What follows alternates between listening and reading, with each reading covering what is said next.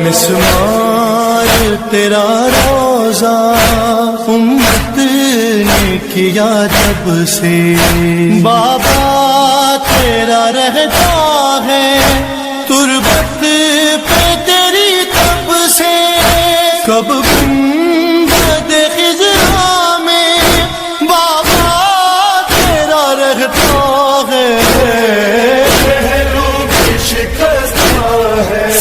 اللہ من الشیطان اللعین الرجیم، بسم اللہ الرحمن الرحیم، الحمدللہ رب العالمین، الصلاة والسلام علی اشرف الانبیاء والمرسلین، سید النبیین خاتم المرسلین، مولانا کمال الکونین جد الحسنین ابی القاسم محمد، اللہم صلی علی محمد وآل محمد وعلى اہل بیتہ الطیبین الطاہرین المعصومین المظلومین، ولعنۃ اللہ علی اعدائہم اجمعین من الآن الى قیام یوم الدین، اما بعد فقد قال اللہ الحکیم فی القرآن الکریم وهو اصدق القائلین وقولہ الحق، بسم اللہ الرحمن الرحیم، وَلِمَنْ خَافَ مَقَامَ رَبِّهِ جَنَّتَانِ، صلوات پڑھیے گا محمد وآل محمد۔ اللہم صلی علی محمد وآل محمد۔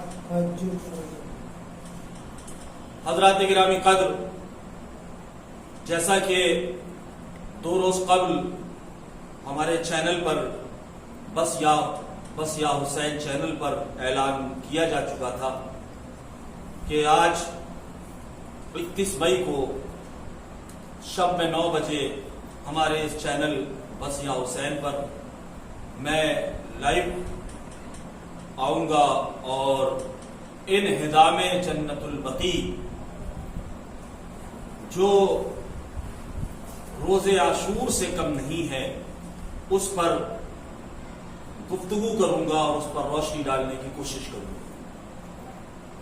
حضرات، ہم سب سے پہلے تو اپنے تمام مومنین جو ہمیں دیکھ رہے ہیں، ہمیں سن رہے ہیں، ہم آپ سب کی خدمت میں اور آپ کے ساتھ ساتھ اپنے تمام مرجع عظام و مجتہدین کرام، آیت اللہ العظمیٰ آقا سستانی مدد اللہ العلی، آیت اللہ خامنائی مدد اللہ العلی، آیت اللہ وحید خراسانی، آیت اللہ سید صادق حسین شیرازی، آیت اللہ سید الحکیم صاحب اور دیگر مجتہدین کرام کی خدمت میں اس پرغم اور دردناک موقع پر تعزیت و تسلیت پیش کرتے ہیں، انہدام جنت البقیع کا پرسہ پیش کرتے ہیں، اور بالخصوص اس زمانے کی حجت حضرت امام عصر عجل اللہ تعالی کی خدمت میں ہم ان کی جدہ ماجدہ اور ان کے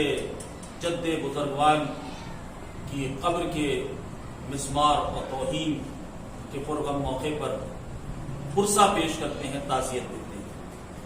حضرات، جیسا کہ باقاعدہ آپ نے اعلان میں سماعت فرما لیا تھا کہ آج شب انہدام جنت البقیع ہے، کل 8 شوال المکرم ہے، اور ہم نے شب کی مناسبت لے کر آج اپنا یہ پروگرام آرگنائز کیا ہے، مجلس عزاء امام حسین علیہ السلام کا اہتمام کیا ہے۔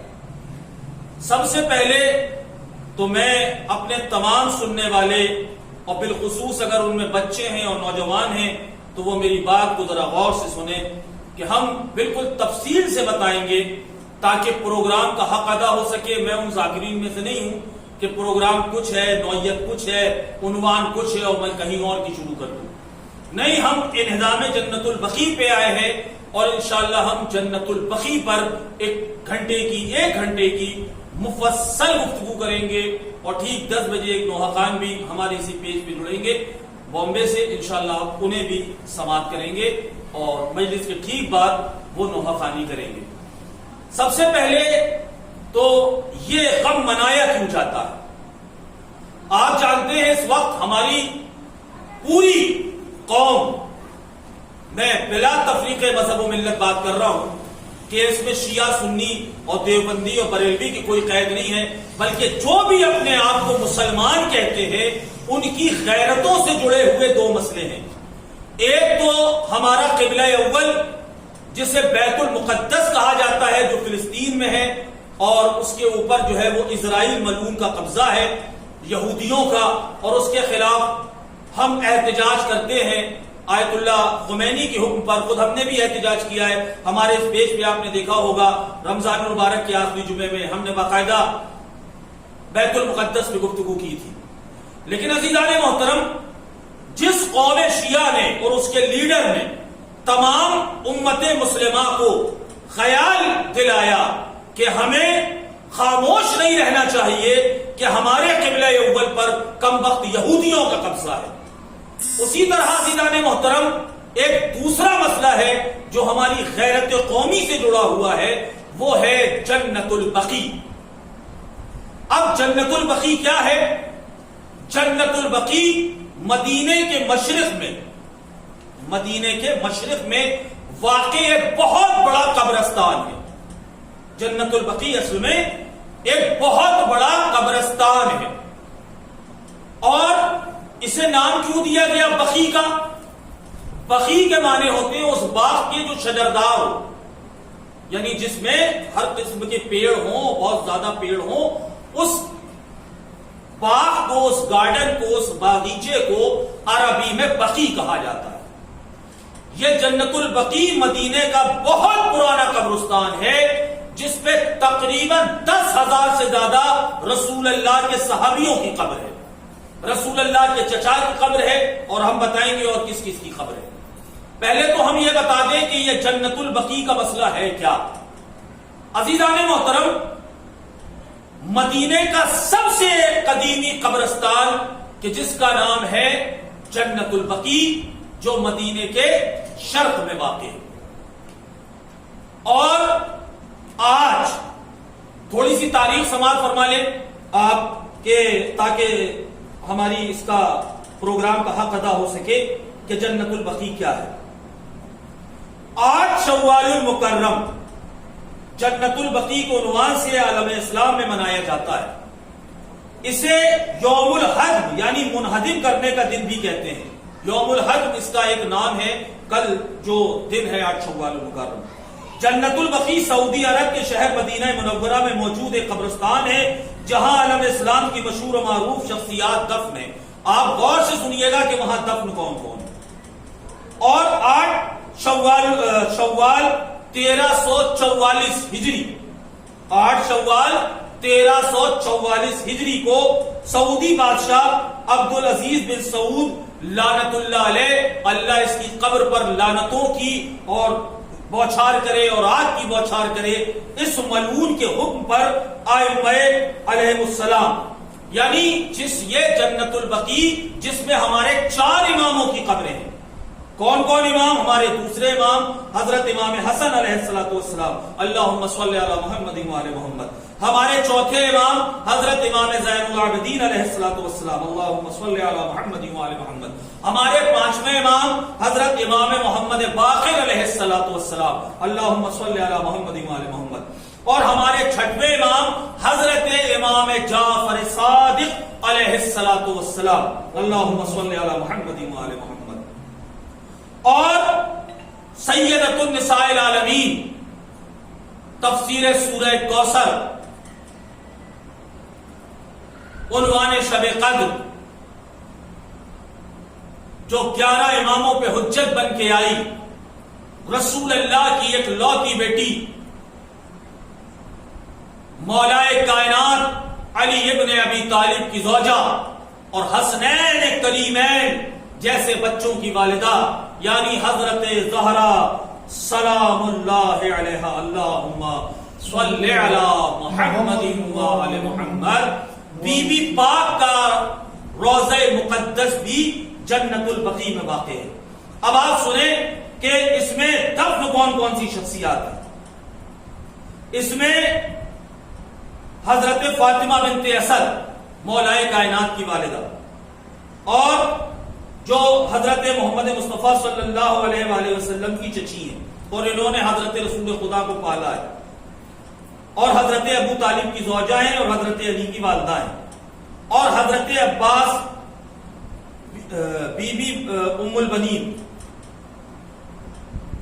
حضرت عقیل ابن ابی طالب، اور اس کے علاوہ حضرت عبد المطلب، اور پیغمبر اسلام کی پھوپھی حضرت صفیہ عبد المطلب، پیغمبر اکرم صلی اللہ علیہ وآلہ وسلم کے معروف چچا حضرت محمد بن حنفیہ، آپ کی والدہ کا نام حنفیہ تھا، اسی وجہ سے آپ محمد بن حنفیہ کے نام سے مشہور ہیں۔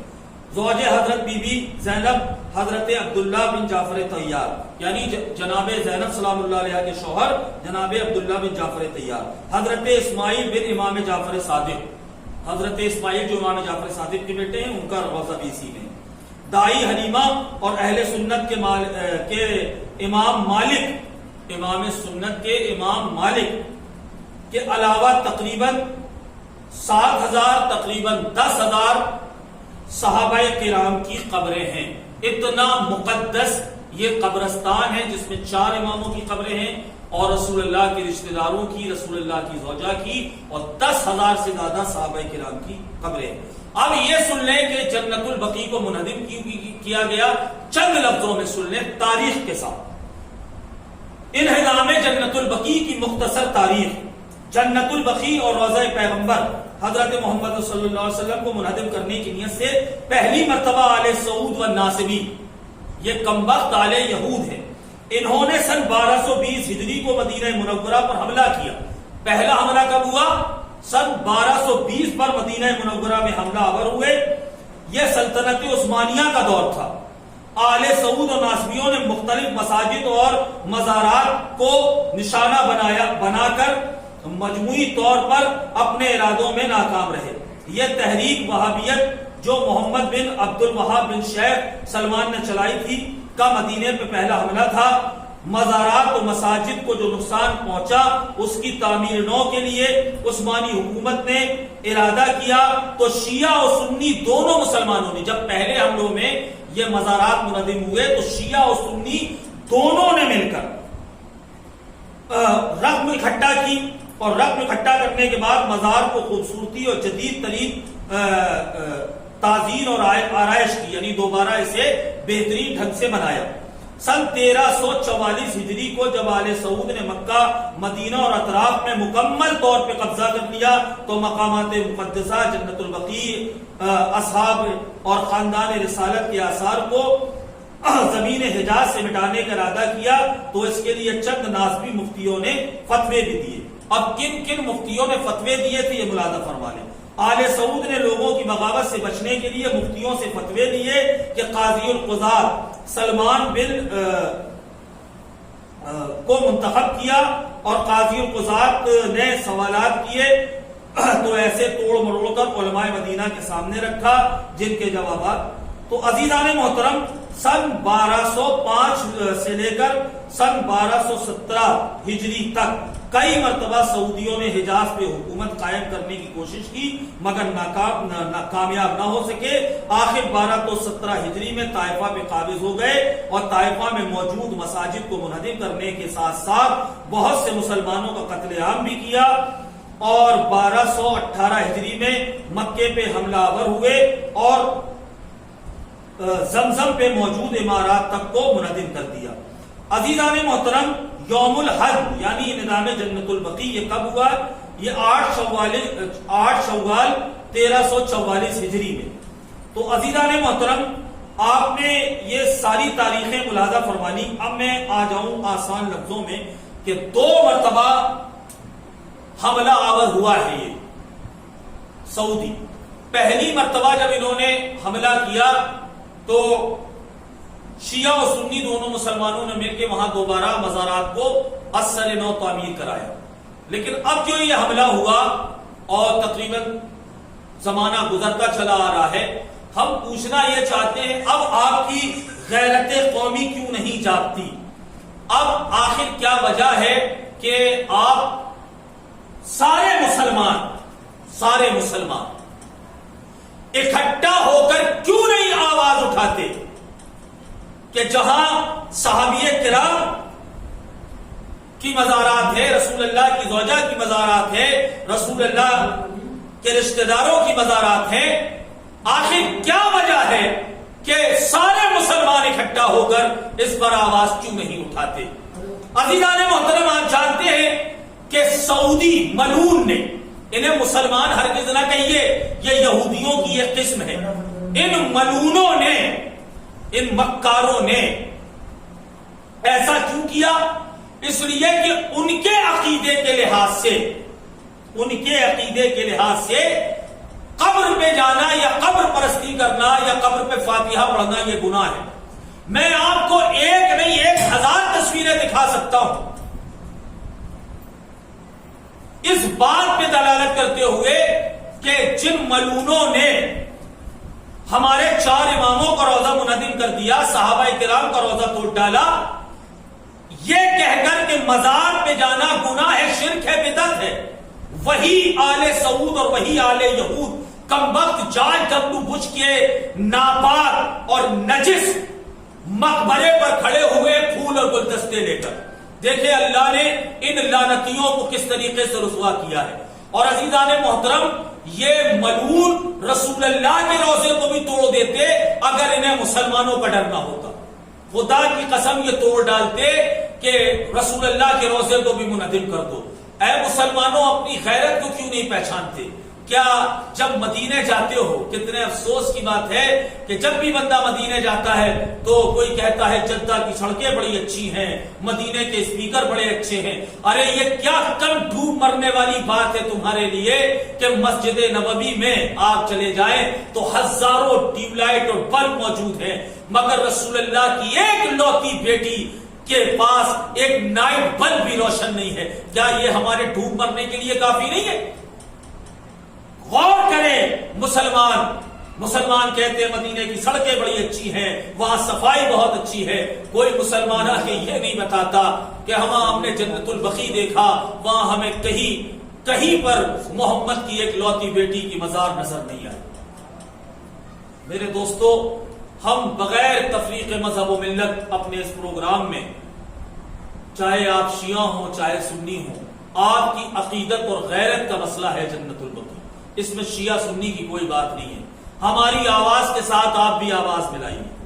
آیت اللہ خامنائی نے وعدہ کیا ہے کہ انشاءاللہ ہماری آنے والی نسل جنت البقیع کی تعمیر بھی دیکھے گی اور انشاءاللہ قبلہ اول کی آزادی یعنی بیت المقدس کی آزادی بھی دیکھے گی انشاءاللہ تعالی والمستعان۔ آپ ہمارے ساتھ آواز میں آواز ملائیں۔ میرے جو مومنین دیکھ رہے ہیں، آپ بھی مجلس کے بعد اپنے احتجاج سوشل میڈیا پہ درج کرائیں۔ یہ تو عزیزان محترم ایک پیغام تھا، ایک میسج تھا جو ہمیں دینا ضروری تھا۔ وقت ہمارے پاس کم ہے اور ہمیں گفتگو آپ سے زیادہ کرنی۔ عزیزان محترم، ان ملعونوں نے تو یہ کہہ دیا کہ مزار پہ جانا یا قبر پہ جانا یہ گناہ ہے۔ اب اصل اسلام سنیے، اصل اسلام، کچھ ہدایت بھی ہو جائے گی۔ اصل اسلام سنیے۔ ایک شخص رسول اللہ کے پاس آیا، آنے کے بعد کہتا یا رسول اللہ، میں نے ایک منت مانی تھی اور وہ منت پوری ہو گئی، میری سمجھ میں نہیں آتا کہ میں اس منت کو پورا کیسے کروں۔ میں آپ کو یہ بتا دوں کہ اگر آپ نے منت مانی تو منت ماننا قرآن سے ثابت ہے۔ اہل بیت علیہ السلام نے منت مانی ہے، جب حسنین بیمار پڑے تھے تو روزوں کی منت مانی اور پھر روزہ رکھا اہل بیت نے اور پھر سورہ دہر نازل ہوا، تو منت ماننا قرآن سے ثابت ہے اور منت کا پورا کرنا اس کے بر آنے کے بعد واجب ہے۔ جب مراد پوری ہو تو اس کا ادا کرنا اس مراد کا یہ واجب ہے۔ اب ایک شخص آیا، آنے کے بعد کہتا یا نبی اللہ، میں نے بڑی عجیب و غریب منت مانی ہے۔ نبی نے کہا کیسی منت مانی؟ اس نے کہا میں نے منت مانی تھی کہ میرا فلاں کام پورا ہو جائے گا تو میں جنت کی دہلیز کو چوموں گا، جنت کی دہلیز کو، دیوڑی کو چوموں گا اور حور العین کی پیشانی کا بوسہ لوں گا۔ اب کیا کریں، یہ بلی کو خواب میں ہمیشہ چھچڑے ہی نظر آتے ہیں، تو جنہوں نے سوائے جنت کے علاوہ کچھ دیکھا نہ ہو تو نبی کریم نے سب سے پہلے تو اسے ڈانٹا کہ ایسی منتیں مانتے کیوں ہو جو اسے پورا نہیں کر سکتے۔ بھائی مرنے کے بعد نہ جنت ملنی ہے، زندگی میں کون جنت جاتا ہے؟ تو نبی نے اسے منع کیا کہ ایسی منتیں نہ مانا کرو. کہا یا نبی اللہ پورا کرنا تو واجب ہے، میں جنت کی دیوڑی کہاں سے لاؤں، میں جنت کی دہلیز کہاں سے لاؤں، میں حور العین کی پیشانی کہاں سے لاؤں؟ اس لیے کہ جب تک ان دونوں کو نہیں چوموں گا میری مراد پوری نہیں ہوگی. نبی نے کہا گھبرا نہیں، پریشان نہ ہو، تو نے یہی تو منت مانی ہے کہ میں جنت کی دہلیز کو چوموں گا، تیرے گھر میں تیری ماں ہوگی، جا اپنی ماں کے قدموں کو چوم لینا، یہ جنت کی دہلیز کو چومنے سے کم نہیں ہے. اللہ اکبر. اور تم نے یہ منت مانی ہے کہ اپنے کہ حور العین کی پیشانی کا بوسہ لوں گا، تیرے گھر میں تیرا باپ موجود ہوگا، جانا اپنے باپ کی پیشانی کا بوسہ لے لینا. جتنا مزہ اور جتنا ثواب حور العین کی پیشانی کا بوسہ لینے کا ہے، اس سے کہیں زیادہ ثواب اپنے باپ کی پیشانی کو چومنے کا ہے. ثواب پڑھیے پر محمد و آل محمد، اللہم صلی علی محمد و آل محمد. جلدی سے بات مکمل کرنا ہے. اس نے کہا یا نبی اللہ، رونے لگا، ہچکیاں مار کے رونے لگا. نبی نے کہا اتنا آسان طریقہ تو بتا دیا، جا ماں کے قدموں کو چوم لے، باپ کی پیشانی چوم لے، منت پوری ہو جائے گی. وہ کہتا یا نبی اللہ میرے ماں باپ اس دنیا میں نہیں. تو نبی نے کہا گھبرا نہیں، پریشان نہ ہو، تیرے ماں باپ نہیں، ان کی قبر تو ہے، جا اپنے ماں کی قبر پہ جانا، پائیدی سے اپنی ماں کی قبر کو چوم لینا پیر کی طرف سے. یہ بھی جنت کی دہلیز کو بوسہ دینے کے برابر ہے. اور سیدھے طرف سے یعنی پیشانی کی طرف سے اپنے باپ کی قبر کو چوم لینا، یہ رسول اللہ کہہ رہے ہیں، شیعہ سنی ساری کتابوں میں دکھاؤں گا. اپنے باپ کی قبر کو سرہانے سے چوم لینا، یہ حور العین کی پیشانی کو چومنے کے برابر ہو جائے گا. وہ پھر اور پٹک پٹک کے رونے لگا، دہاڑے مارنے لگا. نبی نے کہا اب کیا، بتا تو دیا جا کے قبروں کو چوم لے. کہا یا نبی اللہ مجھے پتا ہی نہیں کہ میرے ماں باپ کی قبریں کہاں ہیں. نبی نے کہا وہ قبرستان معلوم ہے جہاں وہ دفن ہے. اس نے کہا یا نبی اللہ وہ بھی نہیں معلوم. نبی نے کہا ابھی اپنی انگلی سے ایسی زمین پہ ایک قبر کا نشان بنا، دو قبریں بنا، ایک پہ یہ تصور کر کے یہ تیری ماں کی قبر ہے، ایک پہ یہ تصور کر کے یہ تیرے باپ کی قبر ہے. اللہ اکبر. میں اسلام سمجھا رہا ہوں آپ کو، اسلام. یہ تصور کر کے یہ تیرے باپ کی قبر ہے، اور یہ تصور کر دوسری میں کہ یہ تیری ماں کی قبر ہے. جسے اپنی باپ کی قبر تصور کیا ہے اسے سامنے کی طرف سے چوم لے، اور جسے اپنی ماں کی قبر تسلیم کیا ہے اسے پائیدی سے چوم لے. تیری منت بھی پوری ہو جائے گی، دہلی سے جنت کو چومنے کا ثواب بھی تجھے مل جائے گا، حور العین کی پیشانی کو چومنے کا ثواب بھی تجھے مل جائے گا. ارے او عقل کے اندھو حرام سادو، جو اسلام اپنے ماں باپ کی قبر کو چومنے کو جنت کی دہلیز کو چومنے کے برابر سمجھتا ہے، وہ اسلام فاطمہ زہرا کی قبر کو چومنے کو کیا سمجھتا ہوگا. صلوات بر محمد و آل محمد. یہ ہے اصل اسلام. آیت اللہ سستانی تک نے لکھا ہے، جو لوگ میری بات سن رہے ہیں قبرستان نہیں جاتے تو جانا شروع کر دیجئے. انہوں نے خود کہا ہے آیت اللہ سستانی نے کہ اپنے ماں باپ کی قبر کے پاس کھڑے ہو کر دعا مانگنا یہ باعث ثواب ہے اور قبولیت دعا کا ایک. اپنے ماں باپ کی قبر پہ جائیں، ماں باپ کی قبر یاد نہیں ہے تو قبرستان میں جا کے ہاتھ سے نشان بنا لیجئے کہ یہ اماں کی قبر ہے، یہ ابا کی ہے، اور اس پہ فاتحہ پڑھ کے وہی دعا مانگیے، انشاءاللہ وہ قبول ہوگی. تو یہ ہے اسلام کہ جو عام قبروں پہ جانے سے نہیں روکتا بلکہ ماں باپ کی قبر پہ جانے کو ثواب کہتا ہے. اب سوچئے کہ رسول اللہ کے روضے کو چومنا کیا ہوگا، مولا کائنات کے روضے کو چومنا کیا ہوگا.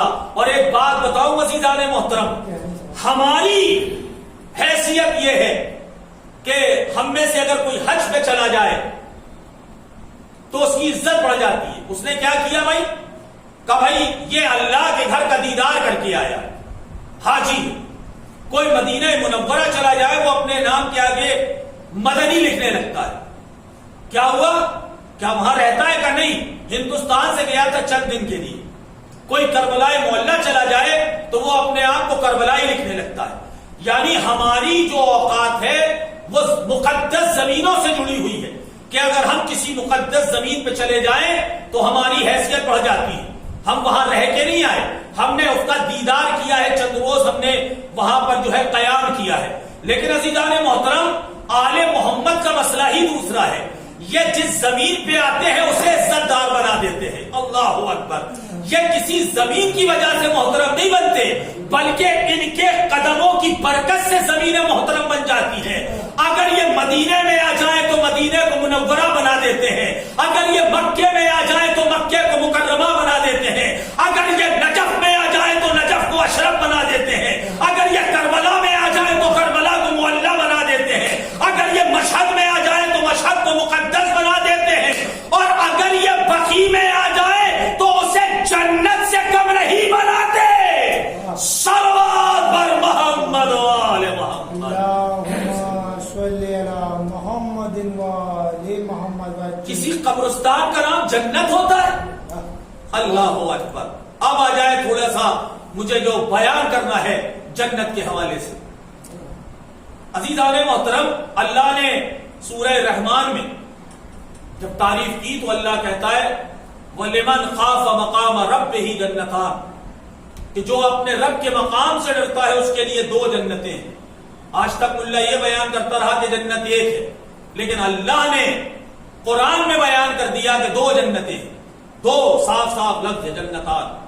اور عزیزان محترم, اللہ قرآن میں جیسے اللہ نے کہا کہ ہم نے دو جنتیں بنائی ہیں, سرکار رسالت نے فوراً کہا الحسن والحسین سیدا شباب اہل الجنہ, کہ حسن و حسین جوانان جنت کے سردار ہیں. چونکہ جنتیں دو تھی, اللہ اکبر, جنتیں دو ہیں تو نبی نے دونوں کے مالک طے کر دیے کہ ایک جنت کا شہزادہ اور وارث اور مالک اور سردار میرا بڑا بڑا لاڈلا حسن مجتبیٰ ہے, اور دوسری جنت کا مالک سرکار سید الشہداء میرا دوسرا لاڈلا حضرت امام حسین ہے.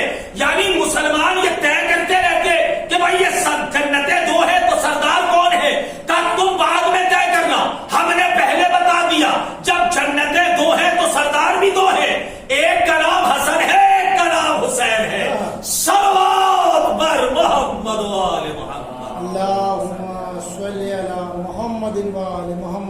مجھے نہیں معلوم کہ جنت البقیع کا نام جنت کیوں پڑا.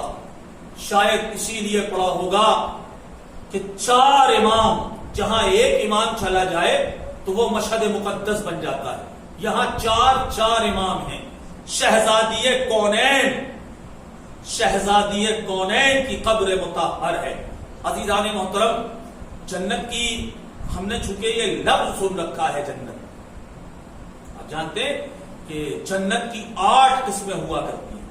میں جلدی چونکہ یہ پورا عشرے کا موضوع ہے اور میں چاہتا ہوں کہ چونکہ جو عنوان ہے میں اسی پہ گفتگو کروں, کچھ معلومات میں اضافہ ہو جائے. جنت الفردوس, جنت الخلد, جنت رم, جنات عدن, یہ سب جنت نعیم. جنت ایک ہے, کلاس الگ الگ ہے, سمجھ رہے, درجے الگ الگ, محلات الگ الگ. اب جو جنت کی تعریف کی گئی ذرا غور سے سنیے گا کہ جنت کی تعریف کیا ہے. جنت وہ جگہ ہے, نبی نے کہا ہے نا کہ حسن و حسین جوانان جنت کے سردار ہیں, تو پھر بوڑھوں کا سردار کون ہے, بچوں کا سردار کون ہے؟ ایک سوال ہوتا ہے نا کہ بوڑھے اور بچوں کا سردار کون ہے. تو میرے دوستو, جنت میں کوئی بوڑھا یا بچہ ہوگا ہی نہیں. جنت میں کوئی بوڑھا اور بچہ نہیں ہوگا, سب 27 سے 28 سال کے جوان رانا ہوں گے. چونکہ بڑھاپا ایک عیب ہے اور جنت میں کوئی عیب نہیں ہوگا, وہ مقام طہارت ہے. تھوڑی سی وضاحت سن لیں جنت کی.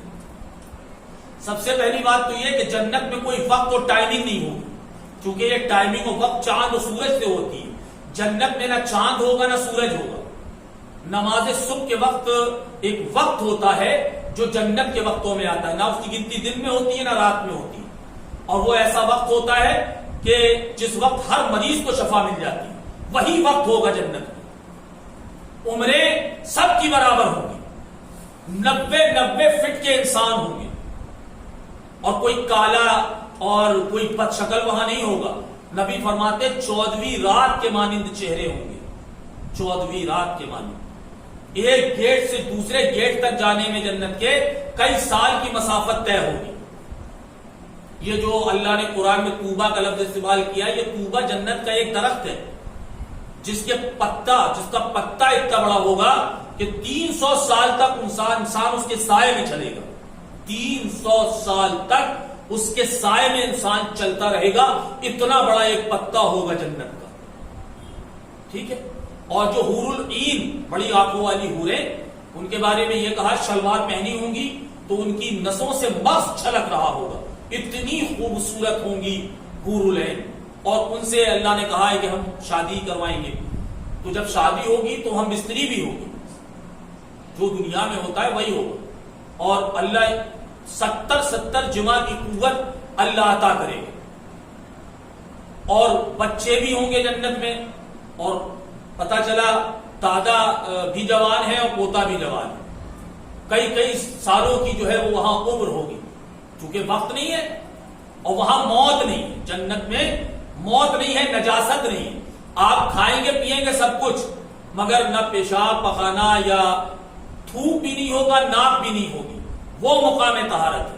کسی شخص نے پوچھا تھا 5ویں امام سے، اللہم صلی علی محمد و آل محمد، کہ مولا یہ کیسے ممکن ہے کہ کوئی انسان کھائے پیے اور وہ قضائے حاجت نہ کرے؟ یہ کیسے ممکن ہے کہ ایک بندہ کھاتا رہے پیتا رہے اور قضائے حاجت نہ کرے؟ مولا نے کہا ممکن ہے. کہا کیسے؟ کہا شکم مادر میں، ماں کے پیٹ میں بچہ کھاتا بھی ہے اور پیتا بھی ہے. 5 مہینے کے بعد باقاعدہ اسے غذائیں ملنا شروع ہو جاتی ہیں ناف کے ذریعے سے. تو وہ کھاتا بھی ہے اور پیتا بھی ہے مگر بول و براز نہیں کرتا. اس لیے کہ اگر بول و براز کر دے گا تو پھر ماں کا حشر کیا ہوگا. تو مولا نے اس کی باقاعدہ مثال دی. جنت میں کمی کچھ نہیں. جنت میں کمی کا مطلب یہ ہے کہ اگر آپ نے ایک ڈال سے ایک پھل توڑا تو دوسرا فوراً آ جائے. کم نہیں ہوگا کچھ. کسی نے یہ بھی پوچھا تھا مولا سے کہ یہ کیسے ممکن ہے کہ ہم نے ایک پھل توڑا اور دوسرا آ گیا. مولا نے کہا ہو سکتا ہے. کہا کیسے؟ کہا ایک چراغ روشن کر، ایک لیمپ جلاؤ اور اس لیمپ سے آپ سینکڑوں لیمپ چلاتے چلے جاؤ، مگر جس لیمپ سے آپ نے روشن کیا ہے اس کی روشنی پہ کوئی فرق نہیں پڑے گا. تو نور بانٹنے سے بڑھتا ہے، کم نہیں ہوتا. اور جنت نورانی جگہ ہے. سمجھ رہے؟ جنت مقام طہارت ہے، نورانی جگہ ہے. اور قرآن یہ کہتا ہے کہ وہاں گاؤ تکیے لگے ہوں گے. جنت کی جو تعریف کی گئی وہ یہ ہے کہ ایک اینٹ جو ہے وہ سونے کی ہوگی، ایک اینٹ چاندی کی ہوگی، زرے وقت کے پردے ہوں گے. 4 نہروں کا ذکر اللہ نے کیا ہے. خالص پانی کی نہر، خالص پانی. اور اس کے بعد اللہ کہتا ہے دودھ کی نہر ہوگی جو پانی سے خاص ہے. اور پھر اللہ کہتا ہے کہ اس کے ساتھ ساتھ شراب طہور، پاکیزہ شراب، جس کو پینے کے بعد انسان مدہوش نہیں ہوگا بلکہ اور زیادہ ہوش میں آئے گا اور تر و تازہ ہو جائے گا. اس شراب خالص کی نہریں وہاں جاری ہوں گی. اور پھر اللہ کہتا ہے کہ شفاف شہد، اس کی نہر وہاں پہ جاری ہوگی. تو یہ 4 قسم کے تو مشروبات ہیں. اس کے علاوہ بے شمار پھل ہیں جو انسان نے اپنی زندگی میں نہیں دیکھے ہوں گے. ابھی ایک کلپ میرے پاس آئی تھی، میرے خیال سے لکھنؤ کی ہے، تو وہاں نمائش لگی ہوئی ہے، قسم قسم کے آم ہیں. سمجھ رہے ہیں آپ؟ تو ہم نے وہ آم نہیں دیکھے تھے جبکہ دنیا میں موجود ہیں. سمجھ رہے ہیں؟ تو عزیزان محترم، مقام طہارت ہے جنت. جو وہاں رہے گا وہ ہمیشگی کی جگہ ہے اور ہمیشہ ہمیشہ انسان کو وہاں رہنا. اور میں چونکہ اب بات جنت کی آ گئی ہے تو چلیے جس جنت کا ذکر اللہ نے قرآن میں کیا ہے وہ ہے شداد کی جنت. اسے ارم کہا جاتا ہے. تھوڑا غور سے سنیے گا تاریخ. کائے کی جنت؟ شداد کی جنت. کیا تھی بھائی وہ؟ یہ روئے زمین کا سب سے بڑا بادشاہ شداد، فرعون سے بھی بہت پہلے سب سے بڑا بادشاہ. ذرا غور سے سنیے گا. سب سے بڑا بادشاہ تھا. جہاں سے سورج نکلتا تھا اور جہاں سورج ڈوبتا تھا ہر جگہ اس کی حکومت تھی. اتنا بڑا بادشاہ. سنک سوار ہو گئی. ایک دن کہنے لگا کہ میں تمہارا اللہ ہوں، مجھے اللہ مانو. جناب ہود اس کے دربار میں گئے، کہ تجھ پہ اللہ کی لعنت ہو، تو اللہ نہیں اللہ کا بندہ ہے، ہوش میں آ، توبہ کر اور کلمہ پڑھ۔ تو اس نے کہا اگر میں کلمہ پڑھ لوں، مسلمان بن جاؤں تو مجھے کیا ملے گا؟ کہا اللہ جنت دے گا۔ کہا جنت کیسی ہوگی؟ اب حضرت ہود سے سنیے۔ کہا وہ جنت ایسی ہوگی کہ جہاں سونے کے درخت ہوں گے جن کی شاخیں اور ٹہنیاں چاندی کی ہوں گی، اور جس کے پتے جو ہے وہ لولو و مرجان کے ہوں گے، اور اس کے اوپر جو پرندے بیٹھے ہوں گے وہ پرندے سونے کے ہوں گے، ان کی جو چونچ ہے وہ چاندی کی ہوگی، ایک پر جو ہے وہ زبرجد کا ہوگا، ایک زمرد کا ہوگا، یہ سب پتھروں کے نام ہیں۔ دودھ کی نہریں جاری ہوں گی، شربت کی نہریں جاری ہوں گی، بتایا کہ ایسی ایسی حوریں ہوں گی۔ سب جناب ہود علیہ السلام شداد کو بتاتے رہے، اور وہ لکھواتا رہا کہ جنت ایسی ہوگی، ایسی ہوگی، ایسی ہوگی، ایسی ہوگی، جنت کے گیٹ ایسے ہوں گے جہاں کی دوریاں اتنی اتنی ہوں گی، جنتی لوگ ایسے ہوں گے۔ ساری تعریفیں حضرت ہود جنت کی بتاتے رہے، وہاں کسی چیز کی کمی نہیں ہوگی، وہاں موت نہیں ہوگی، ساری تعریفیں حضرت ہود نے۔ میں مختصر کر رہا ہوں چونکہ واقعہ مجھے مکمل کرنا ہے اور مسائل بھی پڑھنا ہے، اور انشاءاللہ ٹھیک 10 بجے ہمارے نوحہ خان ہمارے پیج پہ آ جائیں گے، مجھے مسائل بھی پڑھنا ہے، اس لیے میں بہت جلدی عرض کر رہا ہوں۔ جب ساری تعریفیں حضرت ہود علیہ نبینا نے بیان کر دی، اس نے رائٹنگ میں لے لی، سب لکھوا دی کہ یہ جنت کی پہچان ہے، یہ ہے، یہ ہے، یہ۔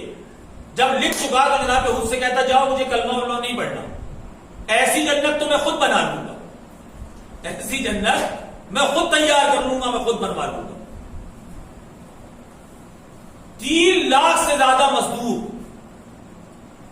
پہچاننا ہے 3 لاکھ سے زیادہ، میں نے کہا نا روئے زمین کا بادشاہ تھا، 3 لاکھ سے زیادہ مزدور اس نے لگائے۔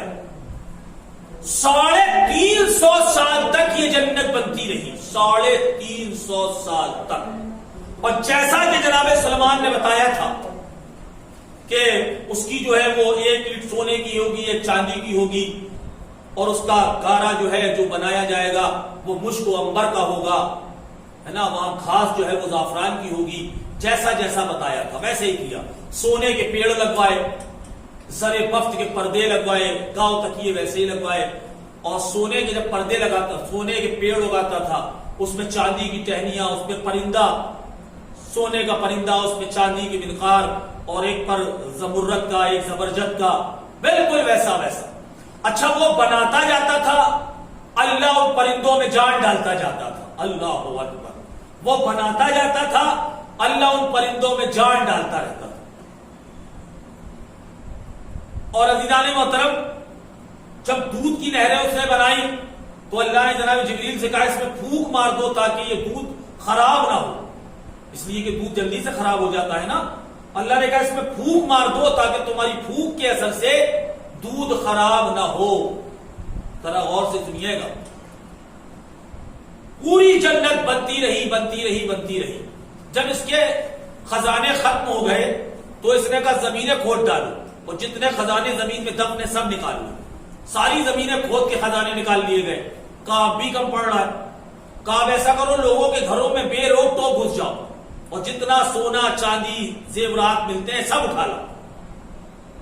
اور وہ بادشاہ تھا، پورے ملک میں سپاہی اس کے گئے، اور جس سے جو بنا وہ سب چھین کے لے آئے، سب تیار ہو گئے، جنت اس کی بن گئی، لیکن دروازہ رہ گیا۔ اب دیکھیں خدا کی قدرت، لیکن دروازہ نہ بن سکا۔ اب یہ بڑا پشومان بیٹھا ہوا تھا کہ اتنی، دیکھیں عزیزان محترم، کسی بھی بلڈنگ کی پہچان اس کے دروازے سے ہوتی ہے۔ آپ نے عمارت بہت کروڑوں روپے کی بنائی ہے اور ایک معمولی سا آپ نے دروازہ لگا دیا تو لوگ اسے دیکھ کے منہ بنائیں گے کہ مکان تو بڑا اچھا ہے، اتنا عمدہ بنا لیا اور گیٹ نہ لگا سکے۔ آپ دیکھیں بڑی بڑی جو مسجدیں، جو روزے ہیں، وہاں کئی کئی گیٹ ہوتے ہیں، وہ اس لیے ہوتے ہیں تاکہ اس عمارت کی اہمیت پتہ چل سکے کہ یہ عمارت کیا ہے۔ اب جو عمارت سونے چاندی کی بنی ہوئی ہو اور اس میں دروازہ نہیں، اور عزیزان محترم یاد رکھنا کہ شہر کتنا خوبصورت ہے یہ دروازہ بتائے گا۔ شہر کے اندر کیا ہے یہ دروازہ بتائے گا. اسی لیے تو اللہ کے نبی نے کہا تھا میں علم کا شہر ہوں اور اس کا دروازہ ذات علی ہے.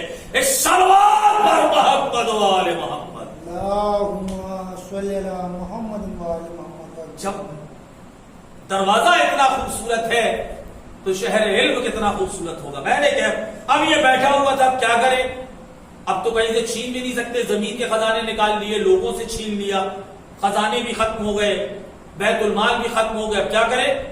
ابھی یہ پشو پیش میں تھا, اللہ نے جبریل سے کہا جبریل جنت کے تختوں میں سے جو طاق بنے ہوتے نا اس میں سے ایک طاق کو توڑو اور اس کے پاس تاجر کی صورت میں جاؤ اور اس سے پوچھو کہ یہ خریدے گا. جناب جبریل انسانی شکل میں آئے, ایک خوبصورت پلہ لیا, اللہ اکبر, جنت کا پلہ ہے, لے کر کے جناب جبریل آئے, اس کے دربار میں گئے. کہا کیوں پریشان ہے, کہا یہ اتنی خوبصورت عمارت بن چکی ہے مگر دروازہ نہیں ہے. کہا میرے پاس دروازہ ہے, خریدو گے؟ کہا دکھاؤ. جناب جبریل نے دروازہ دکھایا. ذرا غور سے سنیے گا آخری بات. جناب جبریل نے دروازہ دکھایا, اللہ اکبر, جتنے تھے سب اش اش کرنے لگے کہ جنت سے کہیں خوبصورت تو یہ دروازہ ہے.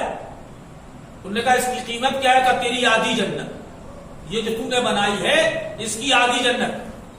اب اس کے پاس کچھ تھا تو نہیں کرنے کے لیے, اس نے کہا ٹھیک ہے میں نے بیچ دی. لیکن وہ دروازے کا ایک پلہ تھا, دروازے میں دو پلے ہوتے ہیں نا, تو وہ ایک پلہ تھا جو جناب جبریل نے دکھایا تھا. کہا دوسرا کہاں ہے؟ کہا وہ بھی ہے. کہا وہ بھی بلوا لو تاکہ سودا مکمل ہو جائے. جناب جبریل نے ہاتھ بڑھایا, جنت سے دوسرا تخت توڑا اور اس کے سامنے پیش کر دیا. جب اللہ نے اسے دیا تو کہا تھا جبریل اس سے لکھوا لینا, اس کا وقت سے لکھوا لینا. اب سارے درباری پریشان ہو گئے, کہنے لگے تم اگر دروازے کے بدلے جنت ہی بیچ دو گے تمہارے پاس کیا رہے گا. تو اس نے اپنے درباریوں سے کہا سنو, جیسے یہ سودا کر کے باہر نکلے تم اسے قتل کر دینا, اور وہ رقہ, وہ ہبہ نامہ جو میں نے اسے لکھ کے دیا ہے وہ رجسٹری آپ چھین لینا. معاملہ طے ہو گیا. اب عزیزان محترم معاملہ طے ہوا.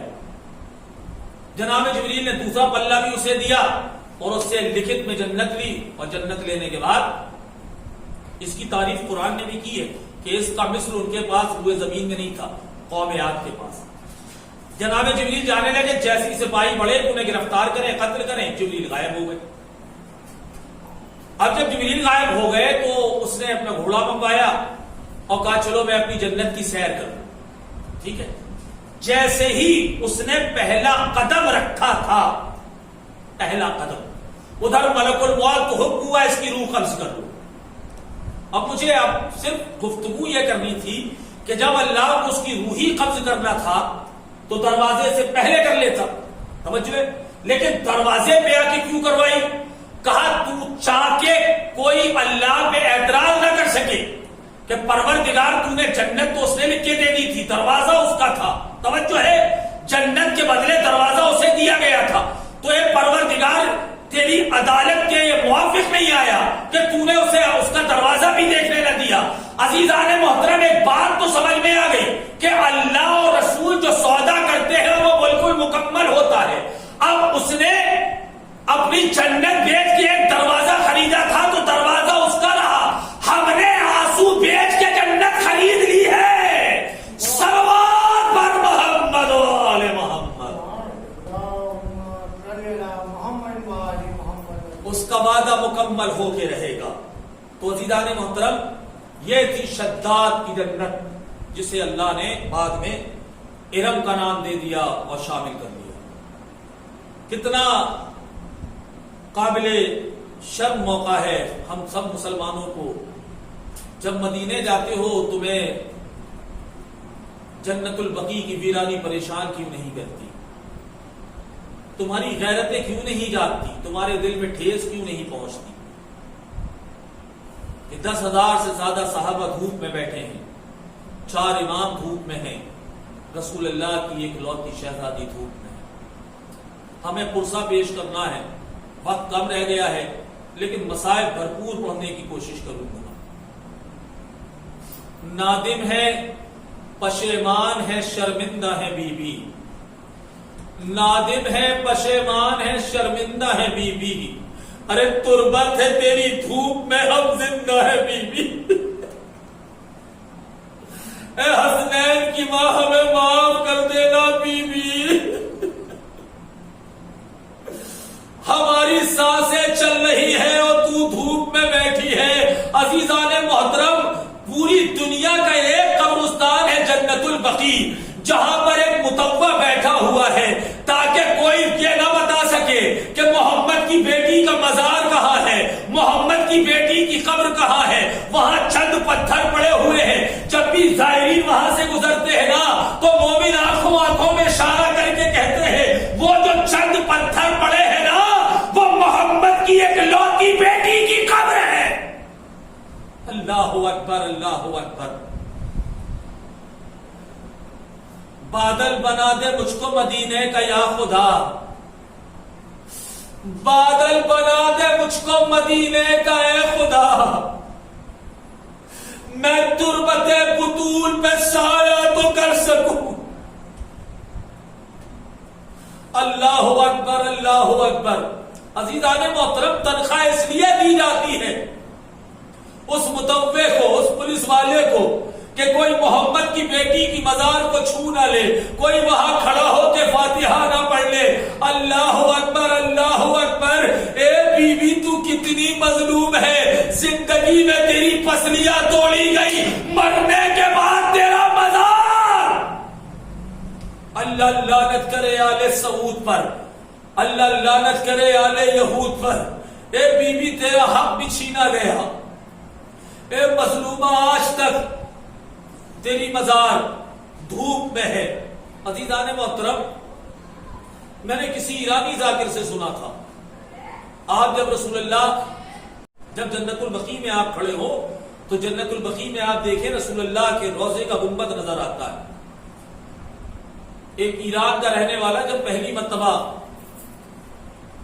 مدینے گیا، اس نے رسول اللہ کا عالی شان محل نما جنت نما روضہ دیکھا، دل خوش ہو گیا۔ لیکن جب بقیع میں آیا اور حضرت زہرا کی قبر کے پاس فقط چند پتھر دیکھے، ایک مرتبہ وہیں سے مدینے کا رخ کر کے رسول اللہ کی طرف دیکھ کے کہتا یا رسول اللہ دعائی ہے دعائی، آپ تو عالی شان محل میں رہتے ہیں، آپ کی پالائے جگر دھوپ میں بیٹھی ہے، یا رسول اللہ کاش آپ کی بیٹی، آپ کا ایک بیٹا رضا ہمارا مہمان ہوا تھا، اے یا رسول اللہ ہم نے اس کا روضہ کتنا عالی شان بنایا ہے، کاش آپ کی بیٹی زہرا ایران آ جاتی، ہم اپنی بیٹیوں کا زیور بیچ کے تیری بیٹی کا روضہ بنا دیتے۔ اجرکم اللہ، اجرکم اللہ۔ آنسوؤں میں کمی نہ آئے، آج تو زمانے کا امام بھی رو رہا ہوگا۔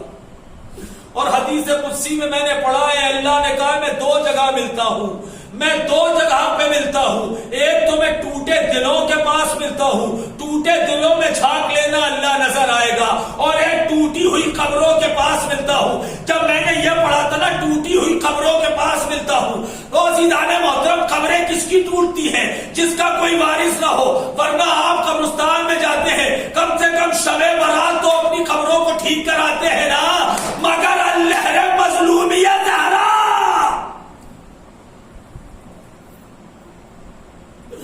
اسی لیے اللہ نے کہا کوئی ہو نہ ہو زہرا تیری قبر کے پاس، اے حسن، اے زین العابدین، اے جعفر صادق، اے محمد باقر، کوئی تمہاری قبر کے پاس ہو یا نہ ہو، تمہارا اللہ موجود ہے۔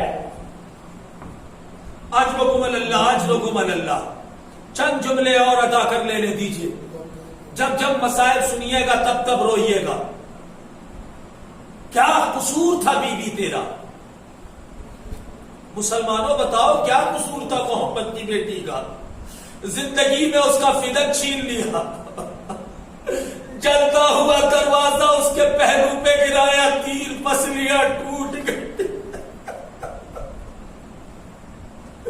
عزیزوں، جناب زہرا پہ قلف الحرابی نے تازیانہ چلایا تھا، آج قبر زہرا پہ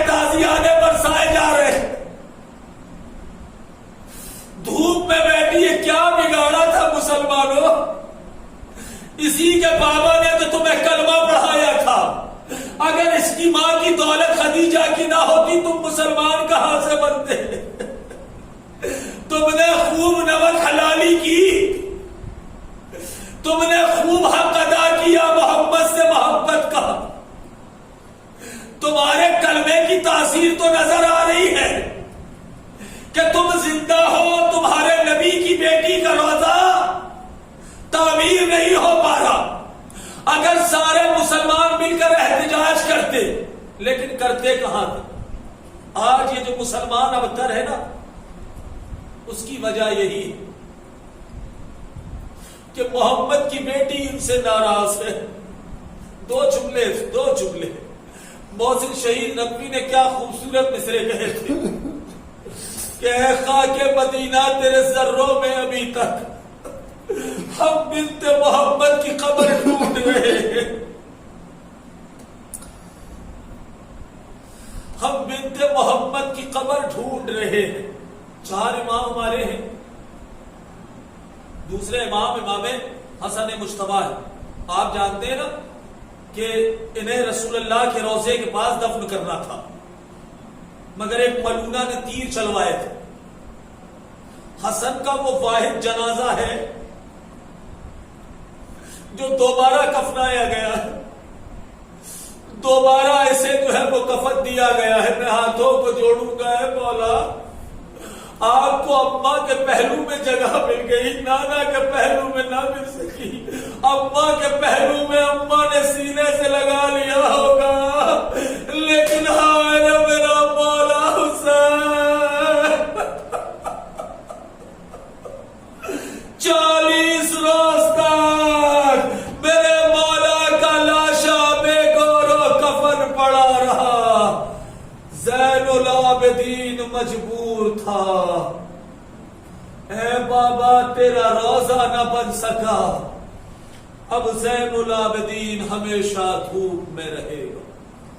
سیعلم الذین ظلموا ای منقلب ینقلبون, انا للہ و انا الیہ راجعون, رضا بقضائہ و تسلیما لامرہ. پروردگار تجھے واسطہ ہے محمد والے محمد کا, ہم سب کی اس عبادت کو شرف قبولیت عطا فرما. اے پالنے والے, ہم اپنی زندگی میں حضرت زہرا کا اور ائمہ بقی کا روضہ تعمیر ہوتے ہوئے دیکھیں. اے میرے مولا, ہم اپنی آنکھوں سے بیت المقدس کی آزادی دیکھیں. اے میرے مولا, محرم قریب آ رہا ہے, یہ لاک ڈاؤن کی بندشیں ختم کر دینا تاکہ ہم محرم سکون سے منا سکیں. ہم محرم کے بغیر زندہ نہ رہ سکیں گے. تجھے زہرا کی ٹوٹی ہوئی پسلیوں کا واسطہ, جتنے بھی مسلمان و بالخصوص شیعان حیدر کرار اس کورونا کی لعنت کی وجہ سے کسی بھی حال میں مالی طور پہ پریشان ہو, ذہنی طور پہ پریشان ہو, جسمانی طور پہ پریشان ہو, مولا تجھے زہرا کی پسلیوں کا واسطہ ان کی پریشانیوں کو جلد از جلد دور ہو. حضرات دعا کریں آپ حضرات زیادہ سے زیادہ اپنے گھروں میں امام کے ظہور کے لیے کہ میرا مولا جلد آئے اور ہم اپنے آنکھوں سے جنت البقیع کی تعبیر دیکھیں, اور انشاءاللہ ہم یہ مجلسیں جنت البقیع میں برپا کریں گے, اور انشاءاللہ ہم بیت المقدس میں حسین کی مظلومی کا ماتم کریں گے انشاءاللہ. 1 مرتبہ سورہ حمد و 3 مرتبہ سورہ اللہ کی قرآن فرماکر مرحومت تمیز فاطمہ بنت یاور حسین اور مرحوم سید یوسف حسین ابن جواد حسین کی روح کو سلام.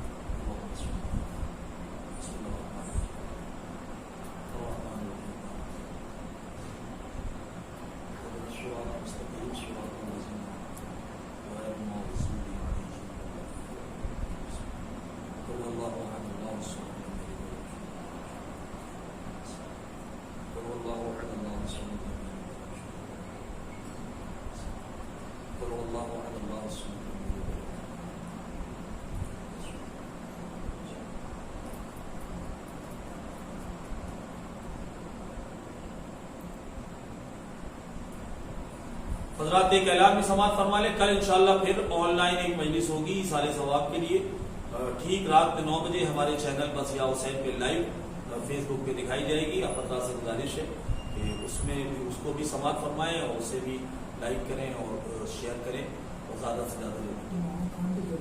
اور حضرات بس وسیم رضا صاحب ممبئی سے جو بہترین نوحہ خان ہیں وہ جوڑ رہے ہیں. آپ حضرات بند نہ کریں موبائل بلکہ ان کا نوحہ بھی سماعت فرمائیں.